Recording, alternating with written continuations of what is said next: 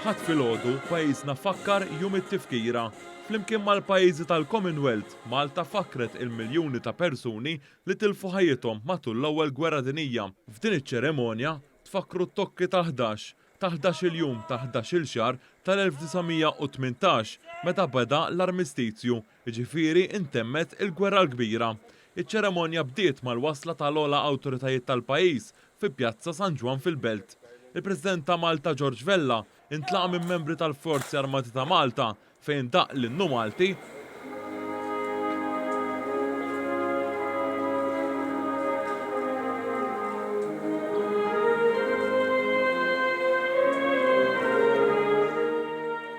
u wara spezzjona il-Gwardja tal-Unur. Il-Prim Ministru Robert Abela flimkien ma' martu Lidja wkoll intlaqgħu mill-membri tal-Forzi Armati ta' Malta fejn daq l-innu nazzjonali. Wara fil-Konkatedral ta' San Ġwan, l-Arċisqof ta' Malta, il-Monsinjur Charles Scicluna, ikkonċelebra l-qudies li fakret il-vittmi taż-żewġ gwerer.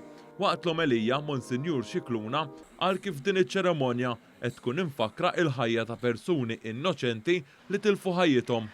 Waqt li llum inselmu ġenerazzjonijiet sħaħ ta' żgħażagħ, mhux tal-bieraħ, imma anke tal-lum, li nqattlu, li jiġu feruti b'mod permanenti, diżabilitati b'mod permanenti, fil-konflitti li ħolqu aħna l-bnedmin.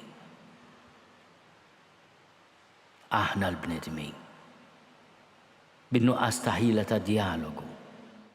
Preżenti għal din iċ-ċeremonja kien hemm ukoll membri parlamentari, il-Prim Imħallef u membri tal-Ġudikatura, il-Kummissarju tal-Pulizija u l-Kap Kwandant tal-Forzi Armati ta' Malta.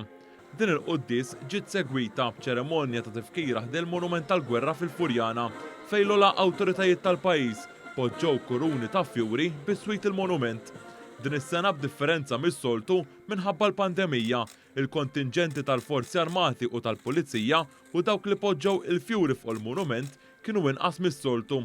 Waqt l-ewwel gwerra dinjija Malta ma kienx milquta bil-bombi bħalma ġara fit-tieni gwerra dinjija. F'din il-gwerra Malta kienet magħrufa bħala l-infermiera tal-Mediterran. Konsegwenza ta' din il-gwerra f'Malta kien hawn l-aks u ħakem il-faqar. Dan wassal biex il-Maltin qamu kontra il-ħakkim Ingliż fis-7 Ġunju tal-1919 u 4 Maltin tilfu ħajjithom. Dan wassal biex f'Novembru ta' 100 sena ilu pajjiżna kellu il-Parlament tiegħu.